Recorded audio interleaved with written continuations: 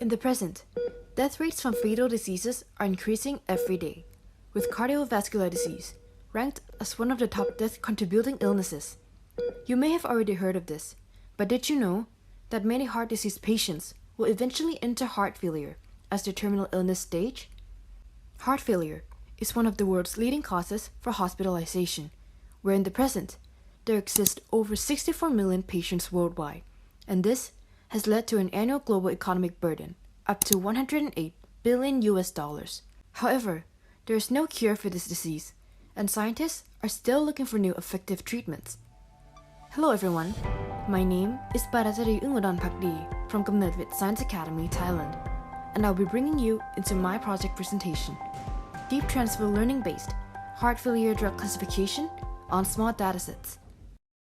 Heart failure is a condition where the heart fails to pump enough blood to serve the demands of the whole body. Several treatments are used for the disease, with the most patient-convenient one being medicines.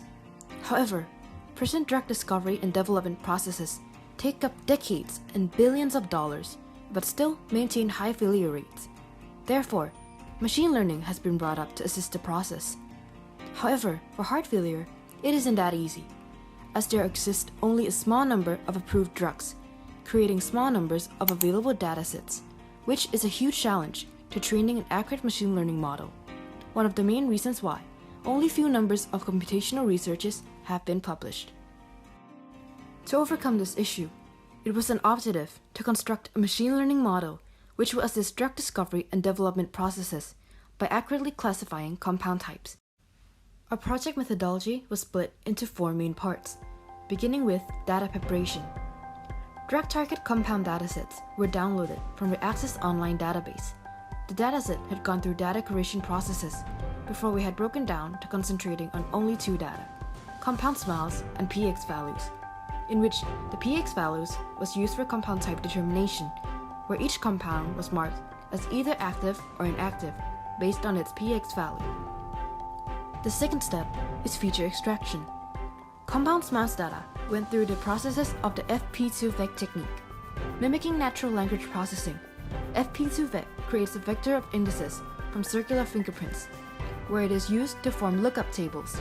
The table then gives rise to a task-specific fingerprint embedding.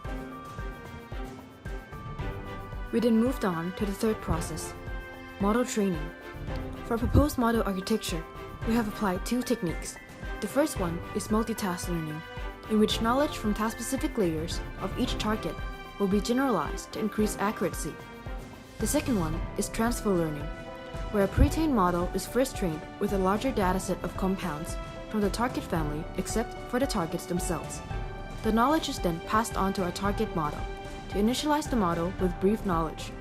In our training, we also perform hyperparameter tuning. The last step is model evaluation. We compared the AUC scores for each model training method. The results showed that the proposed method applied with multitask and transfer learning had the best overall performance. This demonstrated that both techniques were successful at increasing classification accuracy. We also varied the P-in bioactivity criteria and found that every model maintained its performance, no matter the P-in value and no matter how unbalanced the dataset is.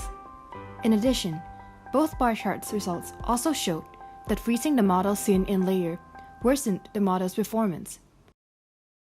To conclude, our study came up with a new solution for compound classification using advanced techniques, including multitask and transfer learning. We discovered that our machine learning model was able to classify compound types with high accuracy. This guarantees that our model holds great potential and is on the right track to further development and studies, where one day, our work will hopefully be able to help reduce cost and time in drug discovery and development processes, give rise to more numbers of heart failure drugs, and hopefully reduce the global loss due to heart failure.